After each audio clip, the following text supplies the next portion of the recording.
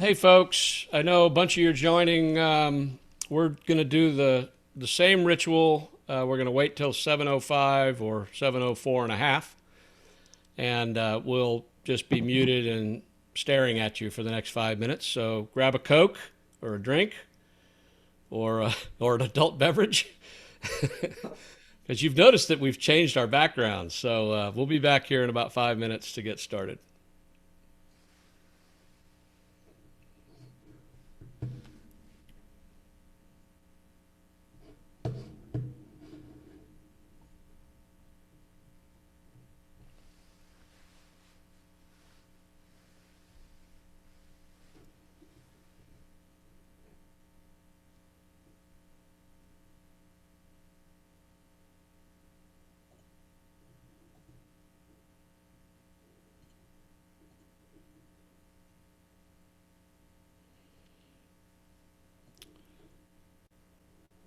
For those of you who are jumping on the call, we typically wait till about 5 minutes after the hour to get started, give everybody a chance to get on. So we'll be doing that tonight as well.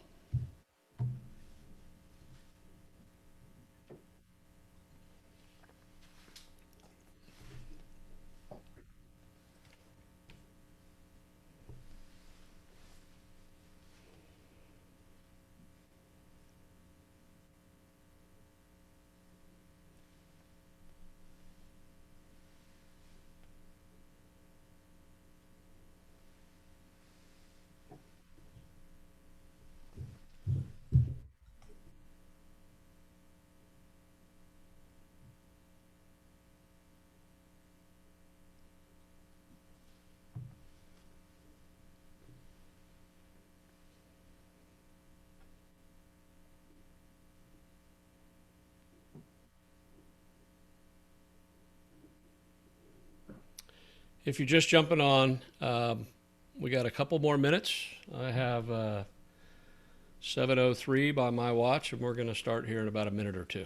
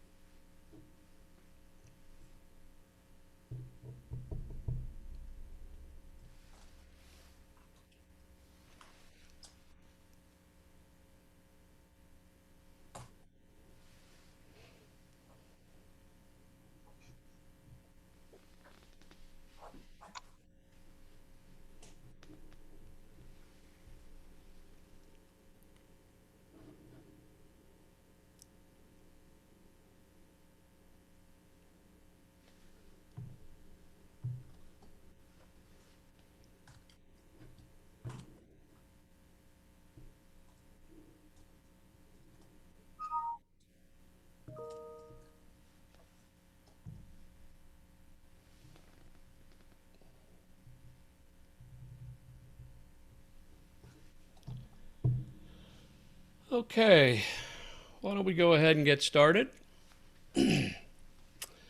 Welcome, everybody. I know folks are still joining. I see the ticker sort of still ticking up, so I'll sort of go a little bit slower in the introduction. I'm sorry if you're seeing my checkered shirt all blurry. I'll have to wear solid colors like my colleague Doug Kennedy. He's sporting his his best Steve Jobs look. And we'd like to welcome you all to the Tort Claimants Committee weekly town hall. Also like to introduce Jim Stang and John Lucas, who you've come to know over the last year and a half, and Deb Grassgreen, who's behind the scenes making it all happen. And then we have Steve and Mahar, who are going to help us answer the questions. So the Q&A is open. You can see that we've already had a little over 20 questions. Would like to really welcome the folks that are joining for the first time tonight. We seem to be getting more and more interest in what the TCC is doing and why. And you can always go to tccbsa.com for the recording and the transcript of this town hall.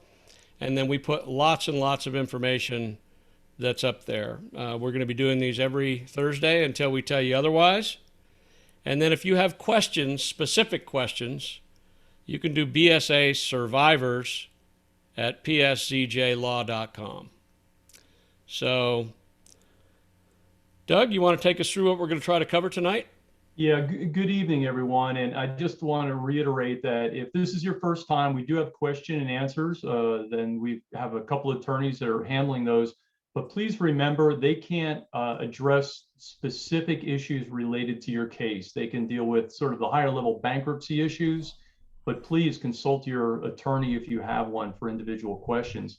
But we're going to talk tonight about youth protection and elimination of abuse, and why we believe that the current plan doesn't do enough to address it. We're going to talk a little bit about statute of limitations.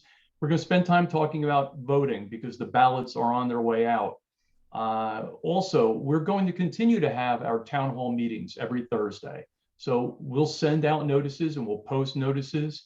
And we really want you to pay attention to the website, tccbsa.com, where all this information, tonight's webinar, will be posted there. So you don't need to furiously scribble things down. You can go back and look at that video after it's posted, as well as a transcript, and all the past town halls are posted there as well. So tonight's a big night for us because we're going to be talking about voting, and we're going to be talking tonight specifically about some more reasons why we can now say, because the ballots are going out, that the Tort Claimants Committee believes and wants survivors everywhere to vote to reject this plan. Yeah, so if you remember last week, we told you that the bankruptcy rule prohibits us from soliciting any votes, and so we followed that to a T. We told you what our personal preferences are, and now you'll notice that Doug and I have on our TCC backgrounds the vote no or reject. And so we're going to go through a little bit of why we think that is, but each one of these town halls going forward is going to have a very specific topic. So I don't know how many of you saw the press conference of the former director of youth protection, but it was timely because one of our hot buttons is keeping scouts safe. And we're going to talk about that first, and then we're going to turn it over to John and Jim to talk about statutes of limitations. And we're not going to talk about everything in the plan. We're just going to focus on those two topics and how to vote. So with that, Doug, why don't you take the first half of the youth protection issue and address that specifically. Sure, John. And as John said, we just want to go through the high level on this, why we just don't think it's enough for this plan. For those of you who haven't ever heard this, and a little bit of a trigger warning here, I have to tell you that I'm a survivor. I was abused in 1977. For years, I was groomed by my abuser, and then I was brutally raped on multiple occasions. And after that, my abuser continued to torment me and knew that he could use his power over me to keep from saying anything. So my story is like probably most of yours in one way or another. But I have to tell you too that since then, I've had not so bad days and I've had bad days. But to be honest with you, today's been one of the bad days. Today was not an easy day, and I think it wasn't easy because of the press conference yesterday, and it's never easy when I'm thinking about these town halls. But what we keep on coming back to on the TCC is we want to eliminate these bad days. We want to let you know why we think the Boy Scouts is not doing enough in these plans to protect our youth. We want you to reject this plan because we want to eliminate what happened to us. So yesterday, the former director of youth protection at the Boy Scouts, former director, no longer employed by them, he spoke, and part of his press conference was his call to Congress to look into, to investigate the Boy Scouts, to figure out what's going on. And his words yesterday was, no child is safe in Scout BSA programs. The institution as it stands today continues to be a high-risk organization for child sexual abuse due to the accessibility and opportunity the program presents to a range of sex offenders. Again, this is the former director of youth protection. After the meeting, I had the opportunity to talk to him, and I asked him point blank, would you put your children in scouting today? And he said no. So with that in mind, the Tort Claimants Committee is looking for a plan that is going to address the problem of abuse head on and eliminate it. So when we look at the plan, we try and summarize it. And the things that I want to leave you with are three main points to this plan. The first point, it relies on a committee that will consult with an outside agency the Boy Scouts selects. So it's a little bit like the wolf guarding the sheep, right? So this is a committee that the Boy Scouts are going to say, this is the experts that you're going to be consulted with. The committee is going to have no experts, only the child abuse prevention entity appointed to it. The second thing is it mentions that the committee is going to be in place for 3 years. 3 years. Then what? This has been decades of abuse. 3 years, this problem is going to be magically solved, and no guarantee of what happens after the 3 years. Maybe we go back into the secrets business. And the third thing is there is no mention in the plan of guaranteed annual reporting. The Boy Scouts reminds us all the time they have a charter from the Congress. Well, you know what? Maybe it's time Congress says, we want to have your rates of abuse and your progress on this reported to us. We want to know how safe our children are. So what do we have? We have the start of a committee that might recommend some changes, an unknown outside entity the Boy Scouts is going to choose, but the Boy Scouts are completely in control of this process. What happened to us is horrible. The BSA still isn't taking it seriously. How could they, when adults without any background screening can still be on trips with scouts for 3 days? That's right, they have a 72-hour policy. You can go on a scouting trip without any background check. How could that be? How are they taking this seriously? This is the best they can do after 18 months in bankruptcy, after 82,000 claims against them. And this is after 10 months since their director of youth protection was let go, and they still haven't hired a replacement. So listen, I wanted to be fair. I like to do my background on all of this.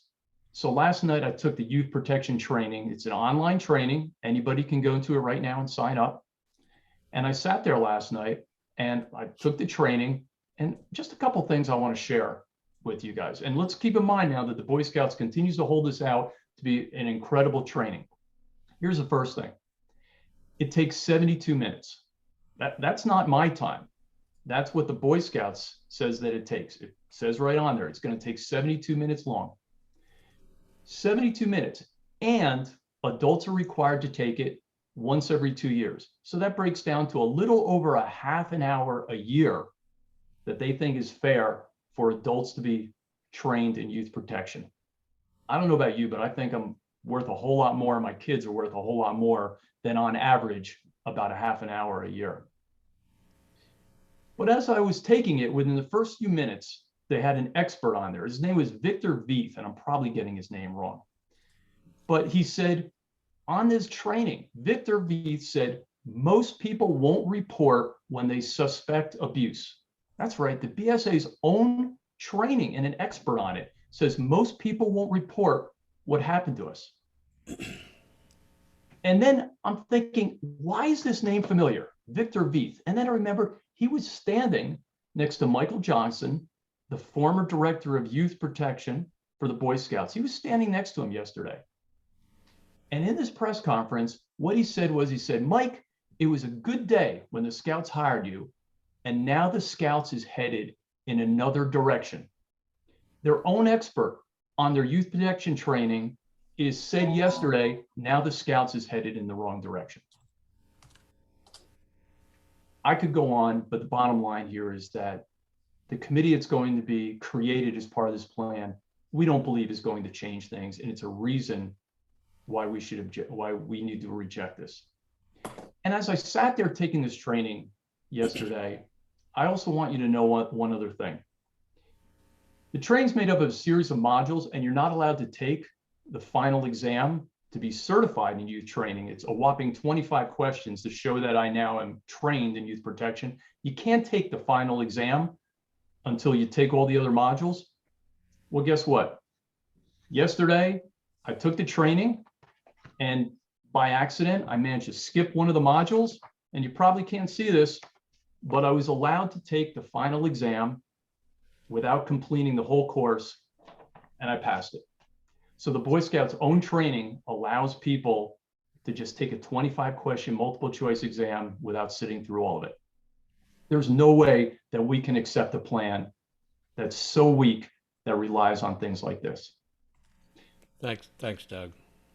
And you know, we know sexual predators are highly intelligent. That's why we call them predators. You know, just to remind you why we're voting against this, you know, the plan that you're being asked to vote on is the recipe for the Boy Scouts to come out of bankruptcy and never face another claim from a historical sexual abuse issue.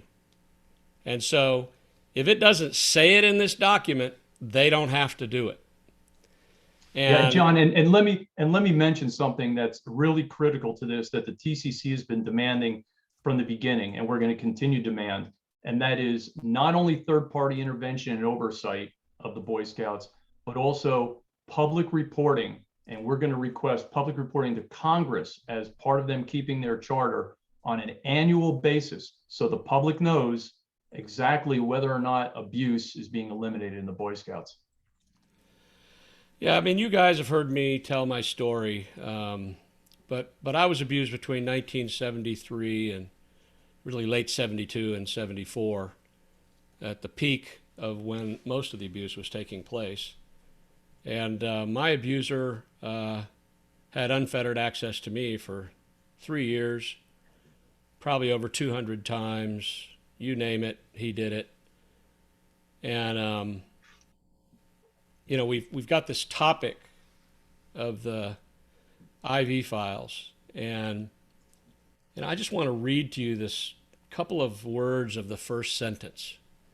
The BSA will propose, and the Child Protection Committee will consider a protocol. So once again, no hard, fast rules on how to handle the ineligible volunteer files, how they get reviewed, what independent body is taking a look at them.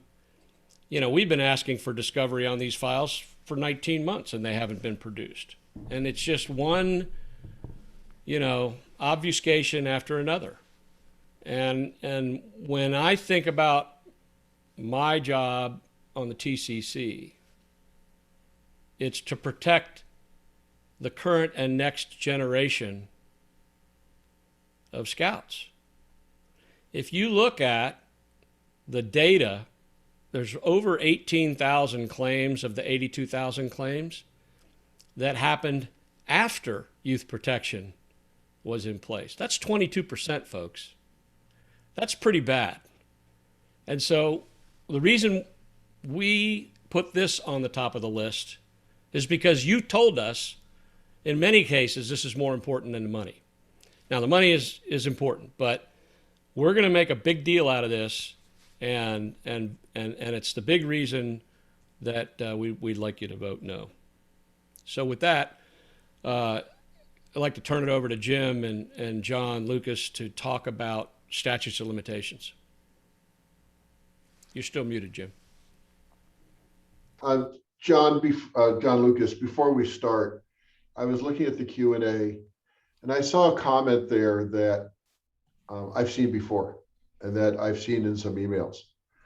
And the comment was that our lawyers are telling us that the TCC is not being straight with us and that we're not being accurate in the information that we're giving out. So just to remind everyone, John Humphrey, Doug Kennedy, and the 7 other men that are on the committee are volunteers. They have volunteered their time to this cause for the last year and a half. They have not received a penny in compensation for their work, and they will not receive a penny in compensation for their work. Both, and I think we may have 1 or 2 retirees on the committee. These 9 men have spent literally hundreds and hundreds of hours in meetings and in time looking over documents and analyses that we have provided to them. So the suggestion that these 9 guys are not giving accurate information, they have no financial incentive to spin this one way or another. As to me and my firm, I have been practicing law for 30 years. I've never been the subject of a disciplinary complaint, much less a disciplinary proceeding. But most lawyers haven't, which is a good thing. I've been representing creditors' committees in sexual abuse cases since 2004. This approximately 20, it might be 19. You don't get called upon by lawyers specializing in sexual abuse cases 19 times because you're untruthful or because you spin it one way or another. So y'all are watching us. We've got over 1,100 people on tonight's program. Regularly, we are having 500 to 600 people. Y'all can evaluate whether we're being straight with you. Some of you have received responses to the questions you've directed at us. Everyone who's posed questions are getting responses regularly. You decide whether we're being straight or not. And so I just needed to say that because my reputation is important, but more importantly, your confidence in the information that you're getting is critical to you making an informed decision. So we can go to the substance now, John, if you like. Hey, wait, one thing I just wanted to add, or actually correct Jim's credentials. Jim's been doing this for 41 years, not 30 years. He misspoke, and so I think it's important. He's got a good amount of time under his belt doing this, and more than I have, and I'm proud to be his partner and working side by side and helping to advance the cause for the TCC. Yeah, and I just want to say on behalf of John and the rest of the TCC, everyone out there needs to know, John and I speak daily. We speak with members of the rest of the TCC. We meet all the time. Gang, this is our life right now, like it is yours. And whatever happens, we need to be able to sleep at night, and we can't let any of you down. We just can't, period. And it's as Jim said, the only way we're going to get anything out of this is if you do, and because we're survivors too. And this is probably going to go down for John, and I think I speak for John, as the single most important thing other than raising kids we're ever going to do in our life. All right, John, let's go to the mundane issue of statute of limitations. Yeah, so Deborah, could you please put that document on the screen?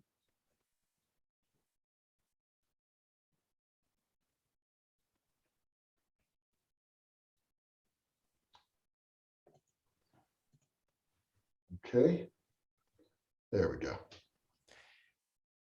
Okay, again, hi, my name is John Lucas, and I'm going to talk about the proposed statute of limitations scaling factors that you'll find in the plan. We're discussing it tonight because it's probably in the past few town halls and the questions that we're receiving tonight. It is the number one question. People are trying to understand, what is this? How does it apply to me? How does it work? Where can I get more information?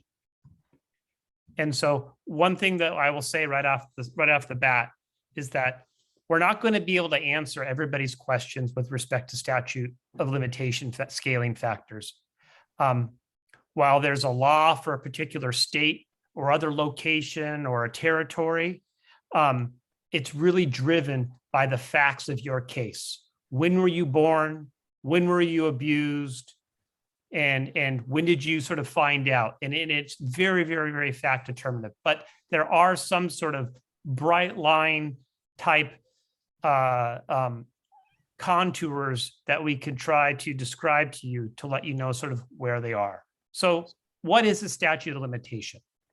So it's the amount of time in the case with respect to sexual abuse when you're under 18 that occurs after the time you become 18 years old and to the point where the claim that you have is no longer enforceable. And so if we were to sort of make this like a contract and you were to enter into a contract with somebody and the contract was breached by the other side, there will be a period of time that you have after the contract is broken that you have to go and sue the other person. And if you don't do it within that time, and then you do it after the time, the person has a defense and they'll say, hey, you were too late. You waited too long and your claim's not enforceable anymore. And so obviously, all of you were abused when you were minors. And so that time period does not begin to run or elapse until you turn 18. And then in other situations, it sometimes doesn't even begin to run until you recognize, or you should have recognized, that you were injured by the abuse that you suffered when you were a kid. So it's different in almost every location here, every state or other territory in the country. But there are some states and territories or locations where there is no statute. For example, in Maine and in Guam, they abolished the statute. And those are considered, if you see the chart there, what we call open states. There are other states like Arizona and California and North Carolina and Arkansas and Louisiana and a handful of others that have created windows by the legislatures in the state. And what they said was there will be a 1-year period or a 2 or 3 year period where the old claims that were not enforceable anymore are revived and you have a chance to enforce them again. And those windows open and then they close. And so for all the states that are listed there in the open category, if the abuse occurred in one of those states and you filed your claim before the bar date in the Boy Scouts case, then you have an enforceable claim against the Boy Scouts. And so, as I said just a minute ago, it's not possible for us to tell you definitively whether or not your statute has expired or passed, or whether or not your claim is enforceable today, because it'll be different for everybody, because it depends upon the facts of your case. You know, unless your claim arose in an open state, and then if you filed your claim by the bar date, you have a sort of a very good idea of where your claim stands. But the next thing is, John, can I just interrupt for a moment? Yeah.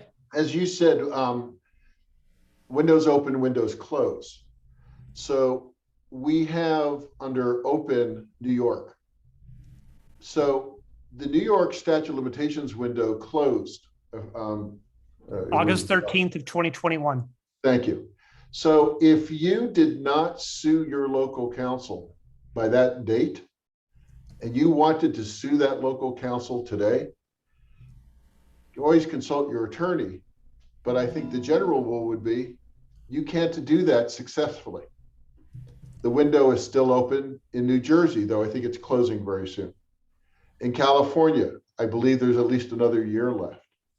And so I would say to people who are in jurisdictions where the window is still open, and you should consult with an attorney regarding this, not us. You need to consult an attorney who specializes in these kinds of claims. Whether you still have the opportunity to sue someone other than the Boy Scouts, because the Boy Scouts can't be sued by virtue of the fact they're in bankruptcy. But there are other entities that may be responsible for the abuse you suffered. So go talk to a lawyer.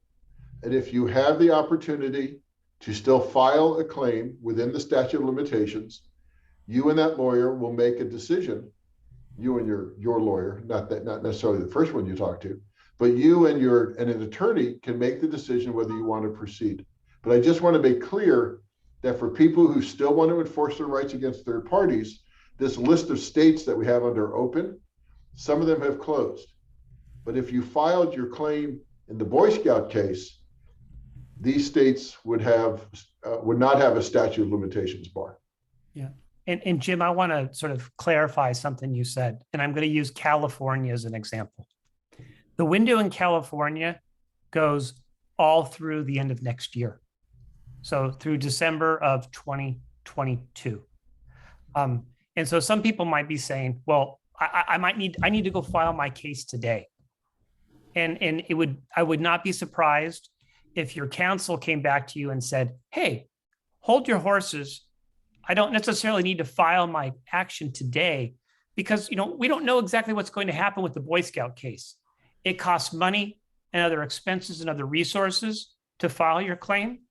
And I think that you need to sort of take a step back. And for places like California, where you have sufficient time and not waste money or time of filing the action. We've received many questions from attorneys representing survivors, making that point and just wanting to understand that, hey, California might be a little bit different because, there's a year and 3 months or 2 months or so before that time period expires. New Jersey's another question because it's going to expire later this month. And North Carolina is another question. And it expires at the end of this year. And so I wanted to at least temper it or sort of qualify it like that. Thank you, John. Yeah. So which statute do I use? You use the statute of the state or territory or other location in which you were abused. And so the law of the state or location in which you were abused controls, not where you live now. And so somebody will say, I live in Michigan now, but I was abused when I lived in Texas. Texas's statute, the one that governs. I was abused in California, but now I live in Colorado. It's California. It's one of the questions that we get all the time. And so where do you find the statute of limitation information? John, I'm sorry, I need to interrupt for just a second. I've seen some questions from time to time about, my parents were military. I was involved with a troop that was related to the Army or the military branch of service, which applies. This is really why you need to go talk to a lawyer. Someone gave an example of they were abused in the Panama Canal Zone when there was a Panama Canal Zone, and now there isn't. It was turned back over to Panama. You need to talk to a lawyer about this. This gets a little complicated. Is it the law of the of France or England or wherever the Boy Scout troop may have been that was related to Boy Scouts of America? Is it a military? Is there a federal statute of limitations? Please consult with a lawyer if you have questions about jurisdictions or places that don't show up on the chart. Sorry, John. No. Thanks, Jim. And so where do you find out more information about the statute of limitations? So first, as we said before, you should consult an attorney if you have one. Second, if you go to our website, www.tccbsa.com, near the bottom of the page, there's a link to BSA's modified fifth plan of reorganization, which has a docket number of 6443. The plan is the document that the BSA wants the court to approve, and it outlines how survivors and other creditors are going to be paid. Exhibit A to that document is what's called the trust distribution procedures. And so there are pages at the bottom of the document that run consecutively with the plan, and then they start over with Exhibit A at the trust distribution procedures. But it's an easy way to sort of find it if you just use the PDF page numbers, and the trust distribution procedures starts at page 135. And that document are the procedures of how claims are going to be evaluated and paid. And the scaling factors and the statute of limitations is just one of the scaling factors. That discussion begins at page 13 of that document, or PDF page 148. And it will go through a various of all the things about will increase the amount of your claim or decrease the amount of your claim, depending upon the information that you have about your claim and the facts and circumstances to support your claim. And then finally, the last 2 pages of the trust distribution procedures, there's a chart that's similar to the one here at the top of this page at PDF page 164 that outlines which states are the open states, the gray 1, the gray 2, gray 3, and the closed. And I'm going to just here before I close on this topic, I'm going to go back up to the top, and people are going to say, well, what does it mean if I have a claim in, let's say, gray 3? So let's assume that they decided after everything was all said and done that you had a claim and it was worth $1,000. I'm just using $1,000 just as an example. In grade 3, and let's say it was a claim from Alaska, the trustee would determine what factor you would use within 25% to 10% to get to the final value of the claim. And so if let's say they decided it was on the low end, that would mean that your claim would be $1,000 claim would be worth $100. And if it was on the high end, your $1,000 claim would be worth $250. And so that's how the application of those percentages work. I'd like to just make sure everyone understands, we're talking about the value of your claim, Yes. not the amount you will be paid on that claim. So people have heard a lot of talk, and we'll get into it, if not in this session, then further sessions. Well, what percentage of my claim is getting paid? This is a discount for the face amount of your claim based on the jurisdiction you're in. I'd also like to say that you're seeing ranges. You know, why isn't it a fixed percentage? Why do I have a range? Well, we didn't want to, statutes of limitation are complex.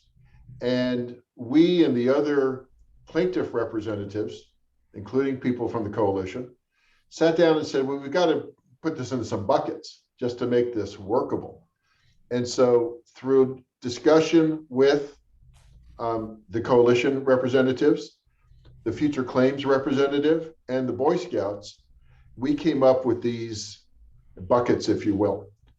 And so the Alaska statute is not the same as the Florida statute. It's not the same as the Michigan one, but they were close enough that we felt they should be in the same category, but different enough that we gave a range to the scaling factors. That's it, John. Yeah. And so we will put this document up on the www.tccbsa.com website so that people can peruse. And as always, if you have further questions, we have our email address there where you can email us questions, and we will do our best to try to answer your questions. And I think that's all I have here on the statute of limitations. Thanks, John. We want to talk about voting and the ballot now. Sure. So Deb, if we could put up the how do I vote slide.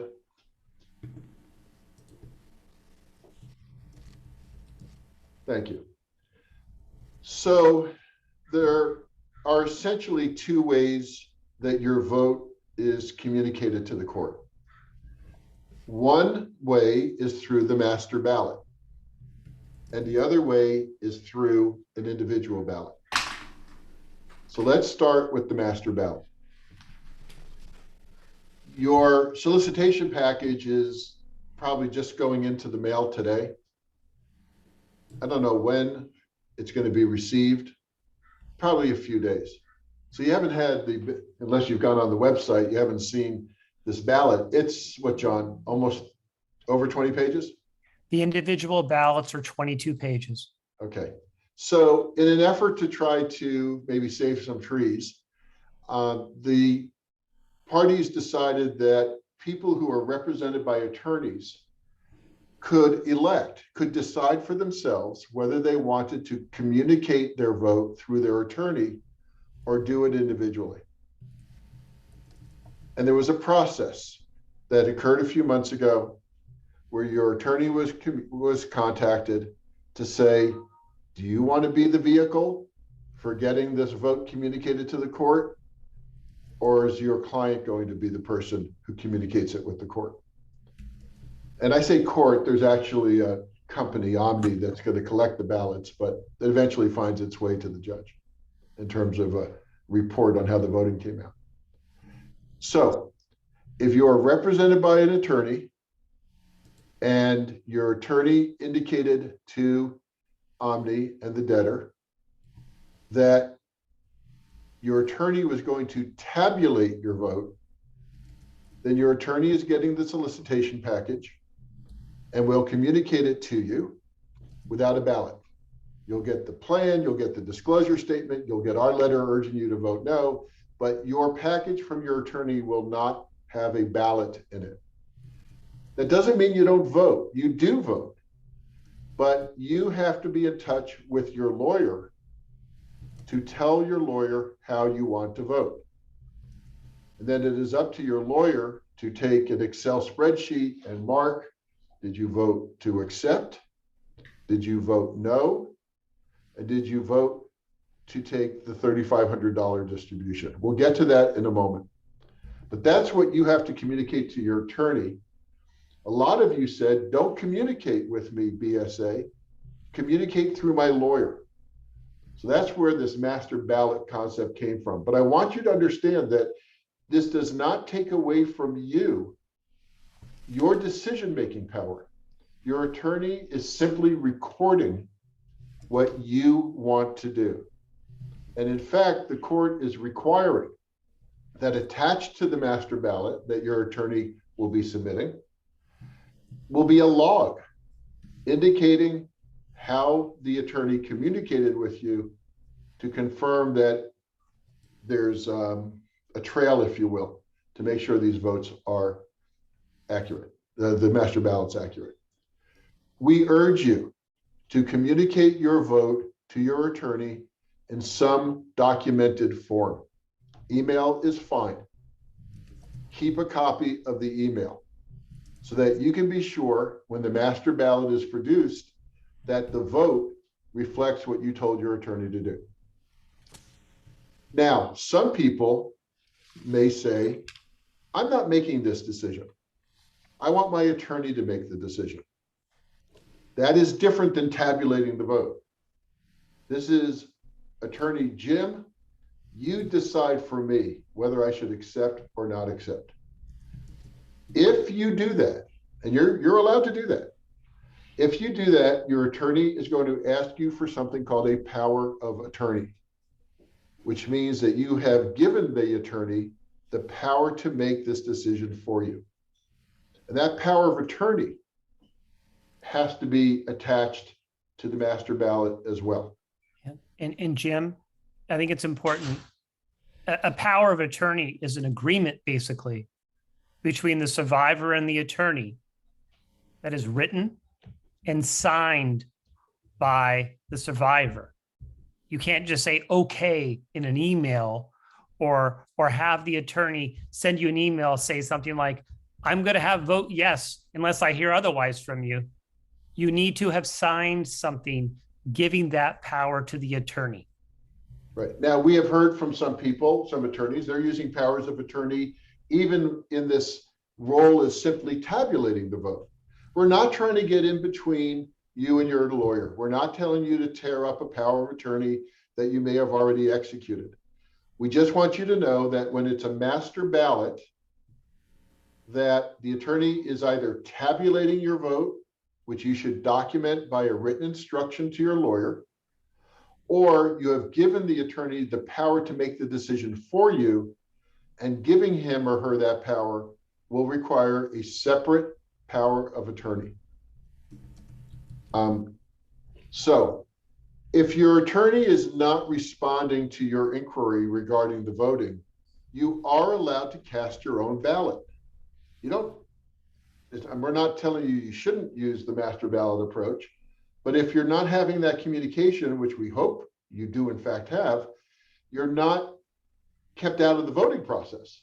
You can still cast your own ballot. How do you get it? Well, you can email Omni. I'm still in the top of this slide at bsaballots@omniagnt.com. But you can also get it and basically print it off yourself by going to the other website, the other address that's in the top of this slide, which has the HTTPS designation. And we will put this document, like the other one, up on the www.tccbsa.com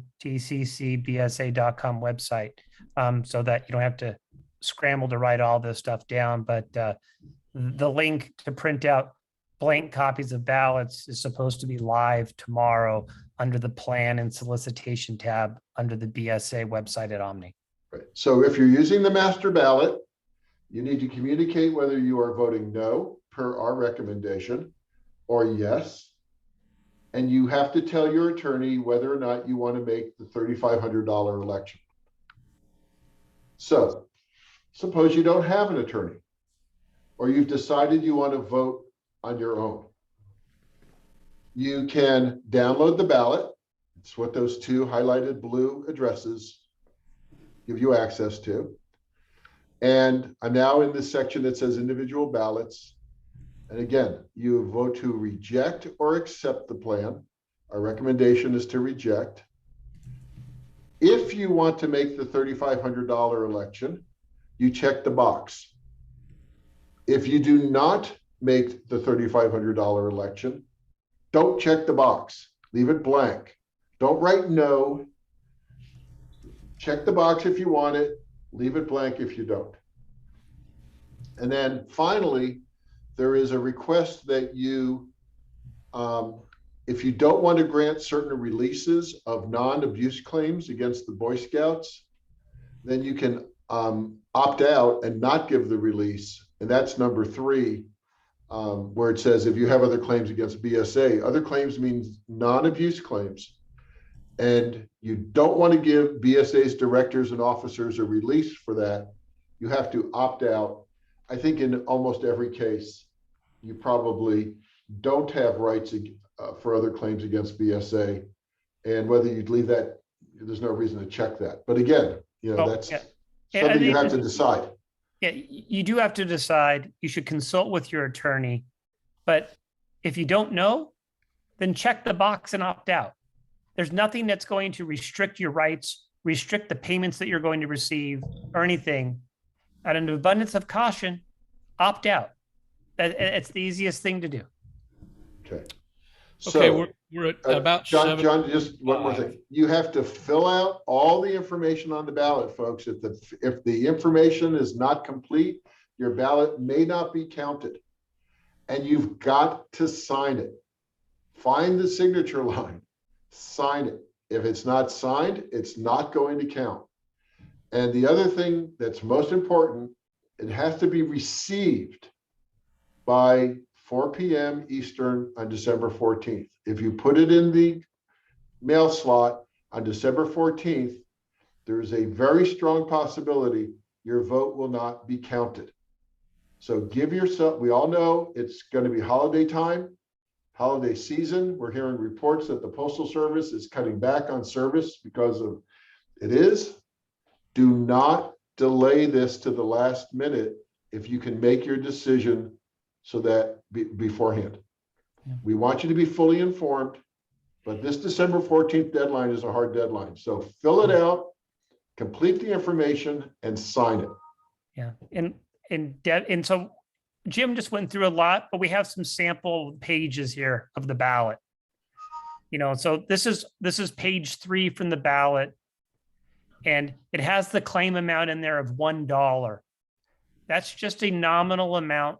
Nobody knows what their claim is. And so the bankruptcy court has decided temporarily that you're voting on $1. It is very standard in cases like this where you don't have claims with an amount that has been determined. So don't be put off by there being $1. And then at the bottom. Well, hold on, John, what should they fill out where it says debtor? They should just put Boy Scouts. Right, or BSA. Yeah. You should, at the bottom here is where you make the election to accept the plan or reject the plan. Just check one. Checking both will make the ballot so it doesn't count. Check one. And as Jim said, and as John and Doug say there, they vote to reject, and we urge you to reject too. Deb, let's move on. So we've got some questions. John, Wait, John, do one you wanna thing, fin- just oh, two more can we just pages and finish we'll go this? through. Oh, I'm sorry. I'm sorry. No, the box there at the top, this is the box for the election if you want the $3,500. If you don't want it, walk away, leave it blank and move on to the next page. And this is about the opt-out. So all this language here is about the opt-out. As we said before, nothing hurts to just do the opt-out if you don't know. If you don't know if you have other claims, it's not going to affect your rights on what you get in payment wise. And then the last page that we're going to focus on is this is the page you need to fill out all your information. This is so that they know who you are and they can match your vote to your proof of claim. And so do all that, sign it, send it in. Okay, John Humphrey, back to you. Yeah, so a lot of questions. Obviously, we've had we've answered 207, and we still have 233 open. But I think I misspoke in one of my answers, and so I want to read this timeline just to make sure that everybody has it. So the packages have to be out by October 15th. That's tomorrow. The final plan supplement is done by November 30th. That's the small edits that BSA has to do to the plan to clean it up. I think I said December 15th. It's the 14th. And as Jim has said ad nauseum, there's no negotiation on December 14th. On January the 7th is the plan objection deadline. And on January 24th is the confirmation hearing. That could go 3 or 4 days. It could go all week. And there's really no timeline after that because the judge is going to look at the votes and she's going to listen to the arguments and she's either going to approve the plan, cram down the plan if we vote it no and she says that it's going to happen, or she'll force us back to mediation to make the plan better. And a lot of people have asked if we vote no, how much longer does it take? I don't think we know that answer, but, you know, the last time you bought a car, you know, did you take the first offer that the dealership offered you? I mean, that's what we're doing here. We want to go do the back and forth with the manager because we think we can get a better deal. That's what we're fighting for, getting a better deal. And let me make a comment to that, John. I'm looking at the questions as well. And one of the questions I've seen repeatedly is, are you going to release your plan tonight? And we can't by law even talk about there being another plan. What I think is important to mention is that all of us are voting on this plan. So this is what you have to focus on right now, is whether or not this plan has a degree of acceptability, not only for money, but the non-monetary things we talked about. And the other thing is, so many of the questions, look, gang, this is complicated. It's incredibly complicated. And it's complicated not only by the fact that it's the Boy Scout National Organization, but also your case potentially locally within your state. And that's why we continue to say to people, you need to speak to your attorney. And the people that say my attorney won't return my calls, well, we've given you the information now of how you can request your own ballot if that's what you want to do. But please send your questions to the email address and the website that was up and will be up at the end of this, because your questions help to inform us for next week's town hall about what we want to talk about. And we'll debrief after this one and talk about what those themes are going to be. John, I just wanted to make a comment. You mentioned that there was an objection deadline. I want everyone to know that you can vote no on the plan and you don't have to object separately. The objection deadline is more for legal objections. Why the plan doesn't meet the legal standards set forth by the Bankruptcy Code. You do not have to vote and object. You can vote no and not object, but don't not vote. Did that come out all right? Don't not vote and then object. The way your voice is heard is through your vote. It's also heard through an objection, but the objection doesn't count as the objection does not count as a no vote. It's a separate matter for the court to consider. So don't confuse the voting deadline with the objection deadline. And don't think that because you object that you have cast a no vote. It doesn't work that way. And if you cast a no vote, you don't have to separately object. You can, but you don't have to. And I'd like to, John and Doug, could I say one thing? Another, I think, important type question that somebody was asking that I saw earlier was, in the plan, the Boy Scouts are making a distinction between claims that happened before 1976 or January 1st, 1976 or after. What's all that about?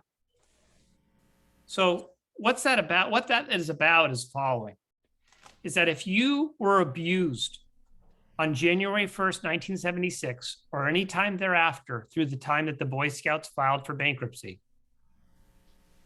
then the claim that you have against your chartered organization or the sponsoring organization, is going to be released so long as that chartered or sponsoring organization doesn't object to the plan. And so that church, police department, school, civic center, Kiwanis Club, whoever it was that sponsored the troop and created the troop, is not going to have to pay a dime towards this plan. They're getting a free ride.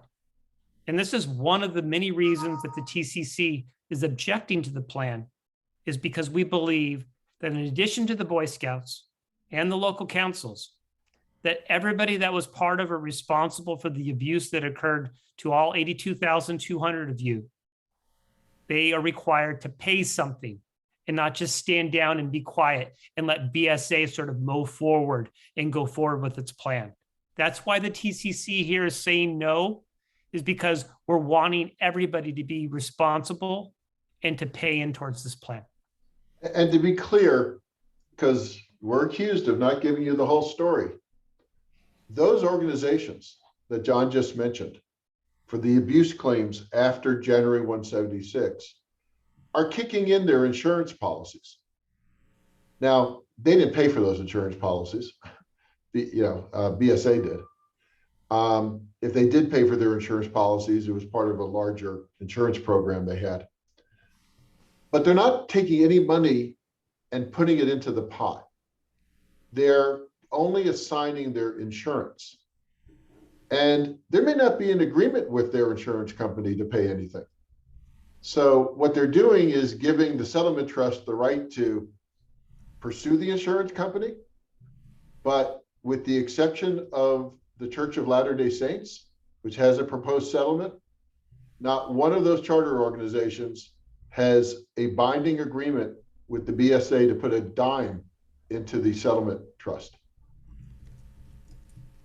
And by the way, the LDS settlement is proposed. It hasn't been approved by the court yet. So that's still up in the air too. And we'll address that at another town hall meeting. Jim, I'm going to give you a series of questions and let you address them in the most logical, because they're all sort of similar. Somebody asked about the concern about fraud. So maybe it's important to talk about what happened yesterday in another case. Understanding what a cram down is and why we might be worried about that. And then we had a couple of questions on this concept of substantial contribution and the arguments that you guys will be making at the hearing. Okay. So let's first deal with the fraud issue. The issue is, are the claims that are voting for the plan legitimate, real claims? The insurance companies have said without pause that the vast majority of the claims are fraudulent, because how could you go from having a couple of hundred or maybe low thousand claims going into the bankruptcy and you end up with 82,000? So that's the message they keep on pounding on. Judge Silverstein, who is the judge in this case, is presiding over a mass tort case involving the use of Johnson & Johnson talcum powder. And in that case, there were allegations that some of the votes that were important votes were being cast by people who didn't have claims at all, and by attorneys who were not consulting with their clients.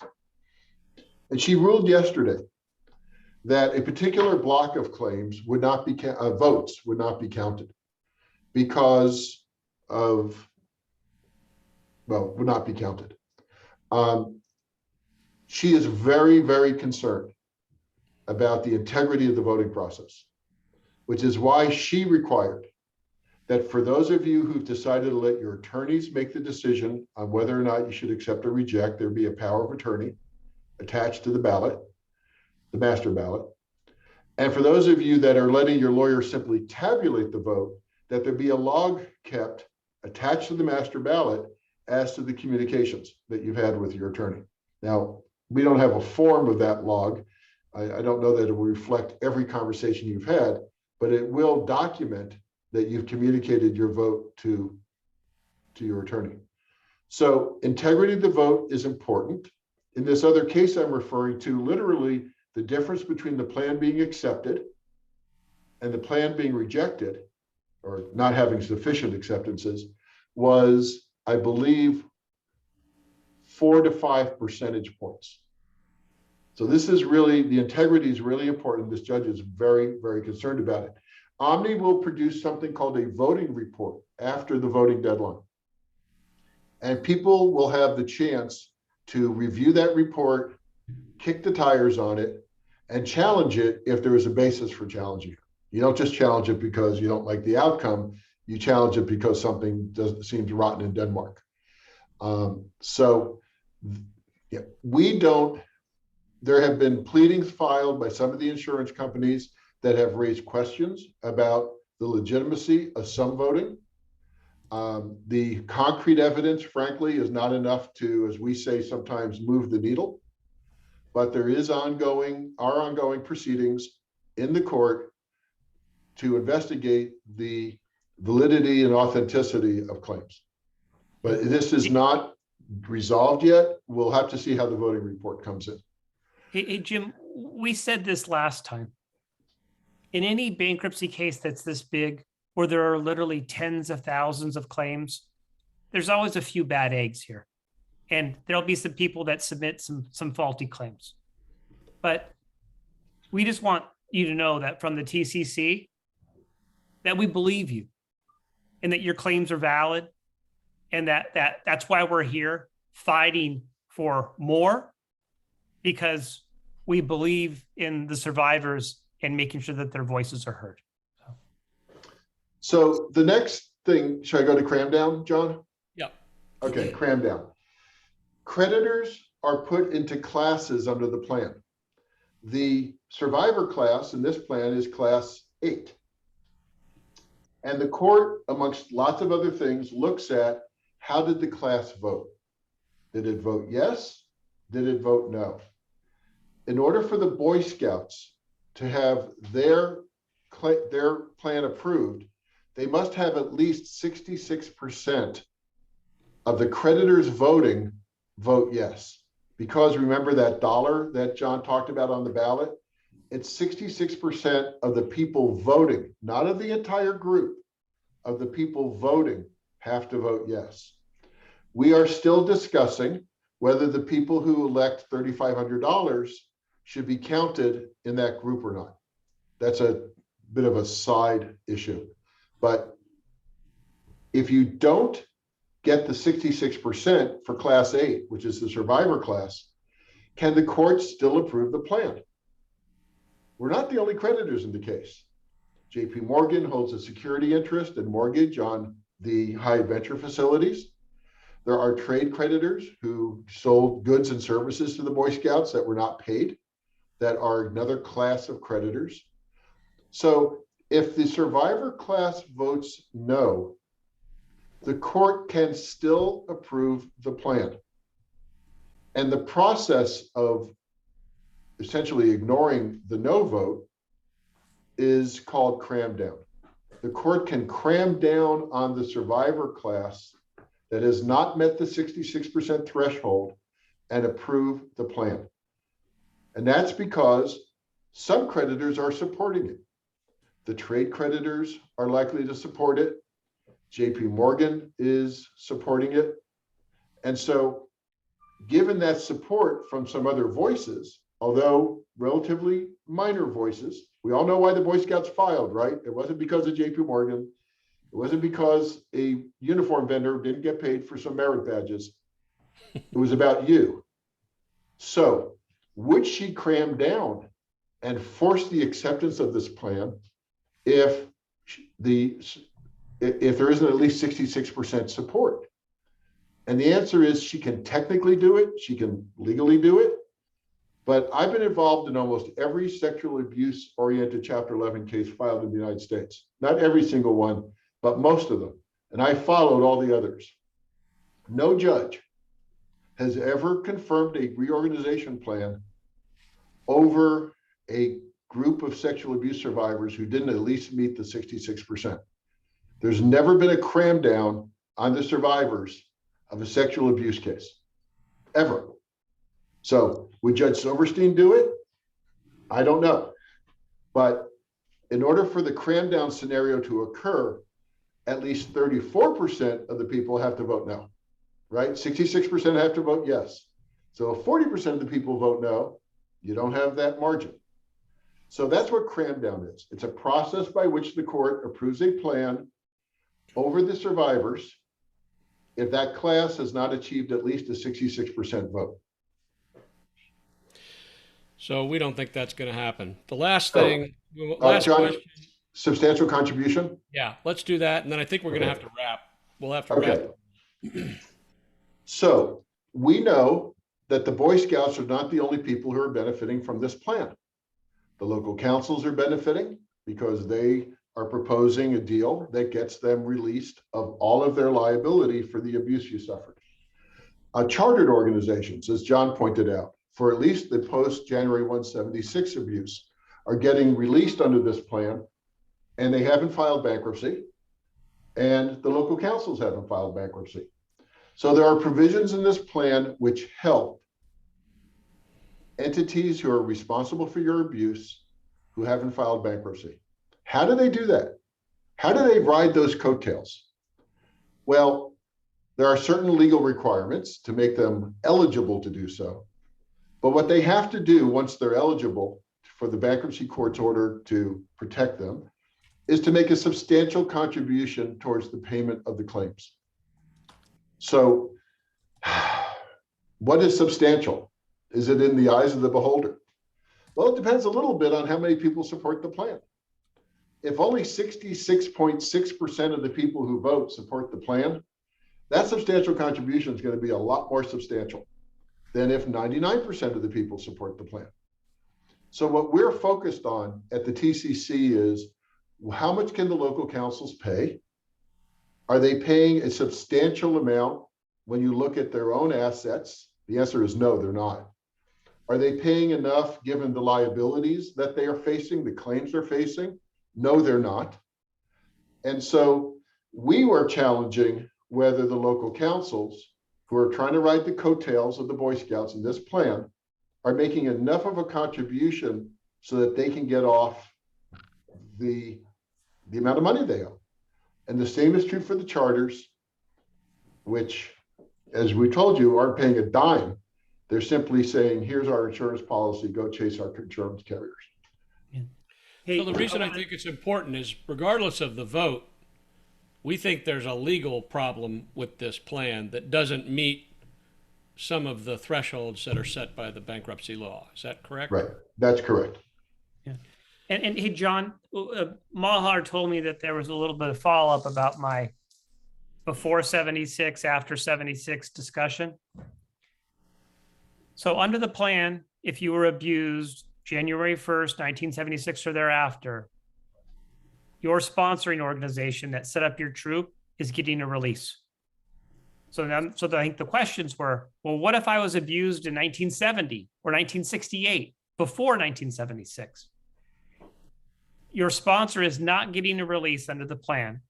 And as things stand now, that sponsor is going to have to make a contribution, a substantial contribution, in exchange for the release that it wants. It is the TCC's view that the BSA and the coalition and others are trying to negotiate that with the charters or sponsors for the pre-76 period in whole. And so we wouldn't be surprised if something develops between now and the confirmation hearing that deals with some sort of treatment. But as things stand now, they're going to have to make a contribution, a substantial one, and that's where things stand. I'm sorry about the confusion on that.